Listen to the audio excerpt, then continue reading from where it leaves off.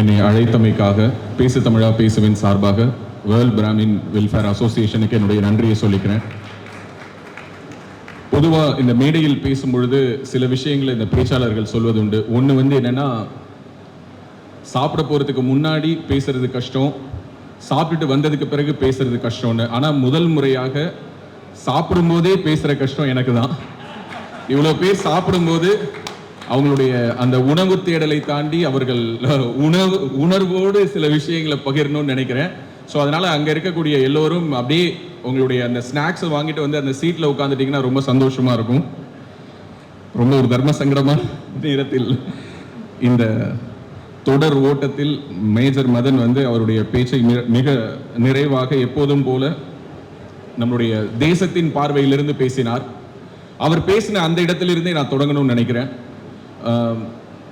முதலில் இங்கு இருக்கக்கூடிய சூழல் பிராமண சமூகத்தை எப்படி அணுகுகிறது அல்லது எப்படி பார்க்கிறது என்பதற்கு மேஜர் மதன்குமார் அவர்கள் தொட்ட ஒரு பெயரிலிருந்து, அவர் விட்ட இடத்திலிருந்து நான் தொடங்கணும்னு நினைக்கிறேன். சமீபத்தில் திரைக்கு வந்து மிகப்பெரிய அளவில் வெற்றிகரமாக ஓடிய அமரன் என்ற திரைப்படத்தில் மேஜர் முகுந்த் வரதராஜன் என்ற ஒரு பிராமணருடைய வாழ்க்கையை காட்டியிருந்தார்கள்.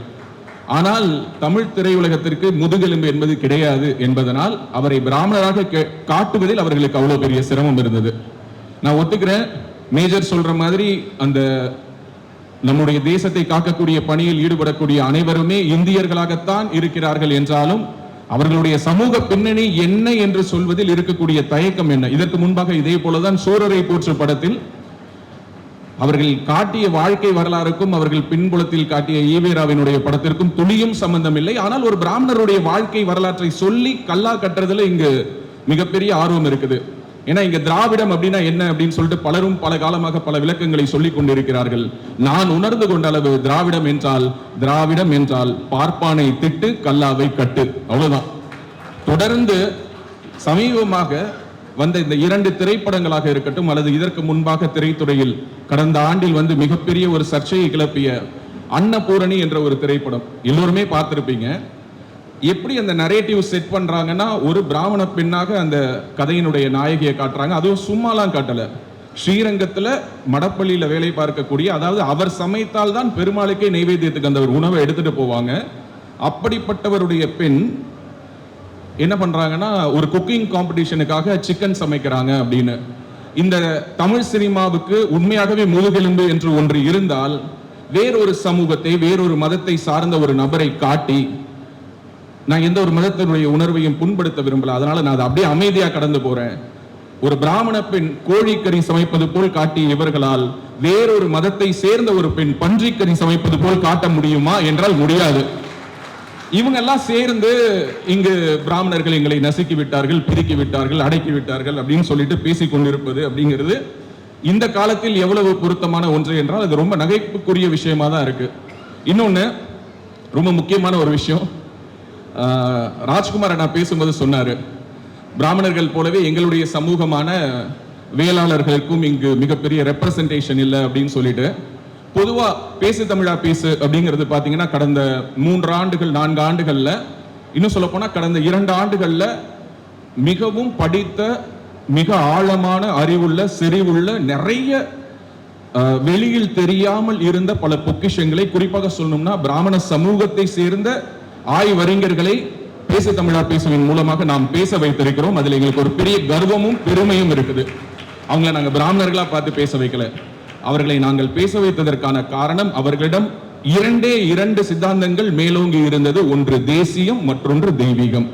இந்த 2ஐயும் அவர்கள் தூக்கி பிடித்ததனால் அவர்களுக்கான மேடையை பேசு தமிழா பேச அமைத்து கொடுத்தது. அது யாரா வேணாலும் இருக்கலாம், அவர்களோடு நமக்கு உடன்பாடு இருக்கலாம், முரண்பாடு இருக்கலாம், கருத்துக்களில் சில மாறுபாடுகள் இருக்கலாம். ஆனால் மிகச்சிறந்த அறிஞர் பெருமக்களை கடந்த ஓராண்டுக்கும் மேலாக அல்லது 2 ஆண்டுகளுக்கும் மேலாக பேசு தமிழா பேச தொடர்ந்து முன்னிறுத்தி கொண்டே இருக்கிறது. அதே போல கடந்த சில மாதங்களாக அருந்தமிழ் தொண்டாற்றிய அந்தணர்கள் என்ற தலைப்பில் தினசரி ஒரு அந்தணருடைய வாழ்க்கை பதிவை பேசு தமிழா பேச பதிவு செய்து கொண்டே இருக்கிறது. அப்கோர்ஸ் எனக்கு தெரியும் இது வேர்ல்ட் பிராமின் வெல்ஃபேர் அசோசியேஷனுடைய மீட்டிங். இருந்தும் அந்த அருந்தமிழ் தொண்டாற்றிய அந்த அந்தணர்கள் என்ற தொகுப்பு வந்து தாம்ராஸோட வெளியீடாக வந்திருந்த ஒரு புத்தகம். நான் உடனடியாக நாராயணன் அவர்களை அழைத்து பேசினேன். சார், இந்த புக்கை நான் அப்படியே ஒரு டாக்குமெண்டா பண்ணணும்னு நினைக்கிறேன் அப்படின்னு. தாராளமா பண்ணுங்க ராஜவேல்னு சொன்னாரு. வேர்ல்ட் பிராமின் வெல்ஃபேர் அசோசியேஷன் மேடையில் இருந்து நான் தாம்ராஸ்க்கு ஒரு நன்றி இந்த நேரத்தில் நான் பதிவு செய்கிறேன். இன்னொரு முக்கியமான விஷயம், ராஜ்குமார் என்ன சொன்ன மாதிரி இந்த நான் பிராமின் பிராமின் அப்படிங்கிற அந்த கல்ச்சர் மற்ற மாநிலங்களில் எல்லாம் மதங்களாக ஹிந்துஸ் வெர்சஸ் நான் ஹிந்துஸ் என்றுதான் அந்த டிவைட் அண்ட் ரூல் இருந்தது. தமிழ்நாட்டில் மட்டும்தான் இந்துக்களையே பிரித்து பிராமணர் பிராமணர் அல்லாதோர் என்று இந்த திராவிடம் பழக்கி நம்மை பிரித்து வைத்ததனுடைய விளைவுதான் இன்று நாம் சந்திக்கக்கூடிய அனைத்து பிரச்சனைகளும் என்று நான் பார்க்கிறேன். 1940களில் வேதாரண்யத்துல கிருஷ்ணமூர்த்தி சாஸ்திரிகள் என்ற ஒரு நபர் இருந்தார். அந்த கிருஷ்ணமூர்த்தி சாஸ்திரிகளுக்கு ஒரே ஒரு மகளாக பௌத்ரி பரிமலா என்ற ஒரு பெண் பிறந்தாள். அந்த பெண் அவளுடைய பருவ காலத்துல அவள் வேலைக்கு போன பொழுது வேளாளர் சமூகத்தை சேர்ந்த நடராஜன் என்ற ஒரு நபரை காதலித்து திருமணம் செய்து கொண்டார். அந்த கிருஷ்ணமூர்த்தி சாஸ்திரிகள் என்ன பண்ணாருன்னா, நேரா போயிட்டு கோடியக்கரையில குளிச்சுட்டு அந்த பொண்ணுக்கு தர்ப்பணம் கொடுத்துட்டு வந்துட்டாரு. அந்த பரிமலாவுக்கு பிறந்த முதல் குழந்தை ராணி. அந்த ராணிக்கு பிறந்த ஒரே மகன் தான் இந்த ராஜவேல் நாகராஜன். அந்த வகையில் என்னுடைய உடம்பிலும் ஏதோ ஒரு கிருஷ்ணமூர்த்தி சாஸ்திரிகளுடைய ஒரு சின்ன ஒரு ஜெனட்டிக் பாண்டேஜ் இருக்கிறதா நம்புறதுனால இந்த இடத்துல நான் ஒரு விஷயத்தை பதிவு பண்றேன். நான் இங்க நன்றி சொல்றதுக்கு மட்டும்தான் வந்தேன். உங்களுக்கு அறிவுரை சொல்றதுக்கெல்லாம் எனக்கு எந்த விதமான தகுதியும் இல்லை. நான் உறுதியா நம்புறதுனால நான் முழுமையாக நன்றி சொல்வதற்காக மட்டும்தான் வந்தேன். ஏனென்றால் இன்று பேசு தமிழா பேசுவாக இருக்கட்டும், அல்லது இங்கு தேசிய ஊடகங்கள் என்று சொல்லிக் கொள்ளக்கூடிய நான் இருக்கட்டும், சாணக்கியாவா இருக்கட்டும், தினமலரா இருக்கட்டும், இளைய பாரதமா இருக்கட்டும், அல்லது இன்னும் எத்தனை ஊடகங்கள் இங்கு தொடங்கப்பட்டாலும் அந்த ஊடகங்களுக்கான அந்த முதல் உயிரை ஊட்டி அந்த ஊடகங்களை ஆதரித்து நிற்பது நீங்கள் தான். உண்மை, இதை நாங்க மறுக்கிறதுல ஒன்றும் சங்கடம்லாம் இல்லை. அசோத்தாமன் கூட சொன்னாரு, பேசு சங்கி பேசுன்னு சொல்றாங்க அப்படின்னு. சில பேர் கூட சொல்லாங்க, பிராமணர்களுக்கு நேரடியாக இவர்கள் சேவகம் செய்கிறார்கள், சூத்திரர்கள் என்று இவர்களை பிரித்து வைத்தார்கள். எனக்கு தப்பா தெரியல. எனக்கு அந்த சமூகத்திடம் எனக்கு நிறைய நன்றி கடன் இருப்பதாக எனக்கு தோன்றுகிறது. அவர்களுடைய குரலை பதிவு செய்வதற்கான ஒரு வாய்ப்பை, ஒரு ஊடகத்தை நிறுவுவதற்கான ஒரு காலம் எனக்கிட்ட கட்டளையாக கருதித்தான் அதை நாங்கள் செய்றோமே தவிர வேற எந்த ஒரு காரணமும் கிடையாது என்பதை இந்த இடத்துல நான் ரொம்ப அழுத்தமா பதிவு பண்றேன். இன்னைக்கு அரசியல் களத்துல பிராமணர்களுடைய பங்களிப்பு எப்படி இருக்குது? நான் இப்ப கூட மணிகண்டன் அண்ணன் கிட்ட சொல்லிட்டு இருந்தேன்.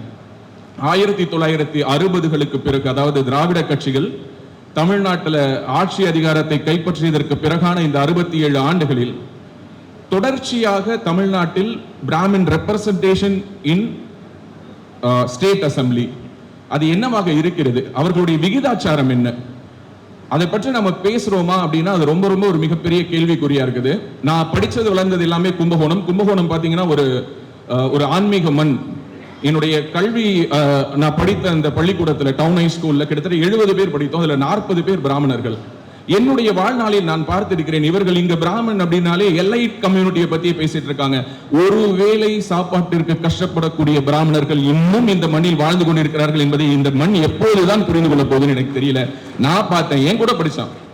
சிட்டி யூனியன் பேங்க்ல அப்போதைக்கு நிறுவனர் உடன் இருந்தவர், அதாவது சிட்டி யூனியன் பேங்கினுடைய நிறுவனர் கூட இருந்த மிகப்பெரிய உயர் பொறுப்பில் இருந்த திரு ஜி.வி. கிருஷ்ணமூர்த்தியினுடைய பேரனும் என் கூட ஸ்கூல் மேட்டு.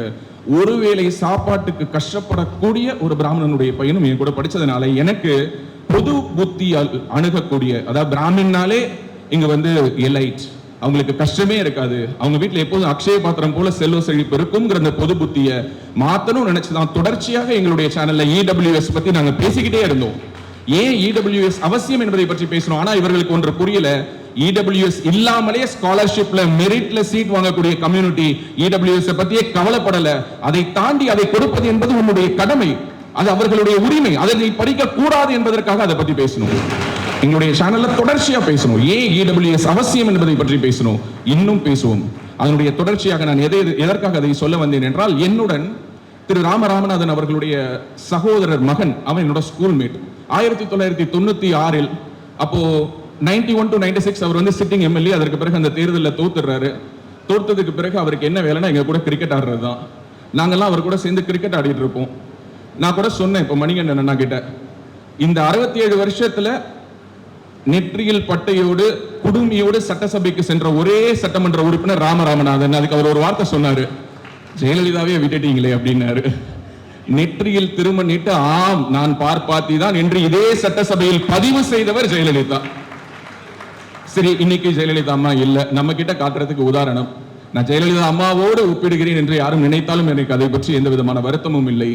யோசிச்சு பாருங்க, 200 வார்டுகள் இருக்குது. 200 வார்டு உறுப்பினர்கள் மத்தியில் ஒரு பெண்ணாக நின்று களமாடக்கூடிய உமா ஆனந்தன் அவர்கள். அம்மாவுடைய முகஸ்துதிக்காக நான் சொல்ல மாட்டேங்கிறது அம்மாவுக்கும் தெரியும், இருந்தும் நான் சொல்றேன். பிராமின்ங்கிற ஒரே காரணத்துக்காக அவங்க எவ்வளவு ட்ரால் பண்ணப்படுறாங்கிறத இங்க யாராலையாவது மறுக்க முடியுமா?